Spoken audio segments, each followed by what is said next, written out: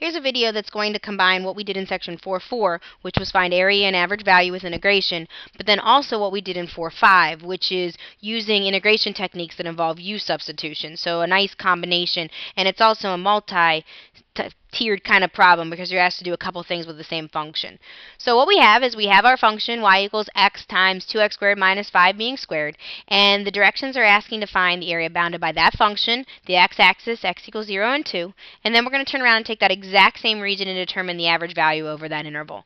So we're going to start by writing down the definite integral that's being represented. So my integral is from 0 to 2 of x times 2x squared minus 5 squared dx. This is a composite function, so I need to do a u sub. So I'm going to come off to the side and write down my u and my du. So u is 2x squared minus 5. Du is 4x. You'll notice that I have an x, but I don't have the 4, so I'm going to divide that out, giving me a 1/4 adjustment. I have the u is being squared, so it's a u squared du. I'm going to integrate it as u to the third over 3. I still have the 1/4 as well. I'm going to put u back in, so my u is 2x squared minus 5 cubed. And then I'm going to multiply these together over 12.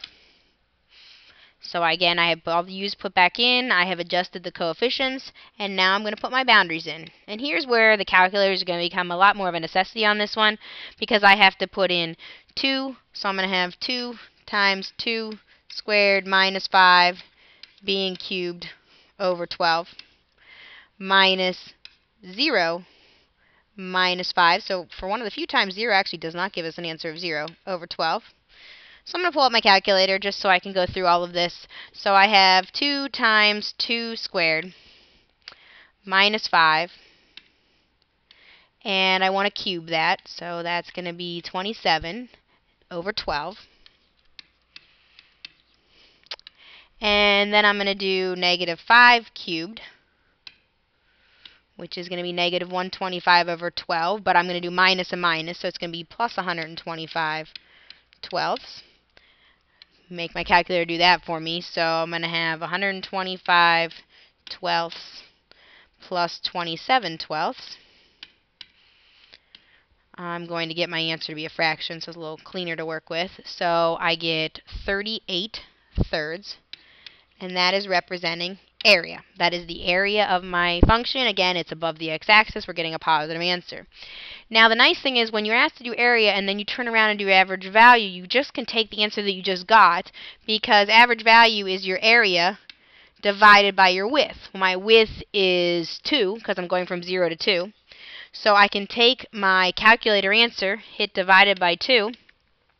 It'll even keep it in a fraction notation. So my average value is 19 thirds. And this is a height. It's the average height of my function is at a height of approximately 19 thirds. So that gives you a rundown, quick problem, but it shows you how we find area, how we find average value, and then finally how do we use substitution to work with these definite integrals.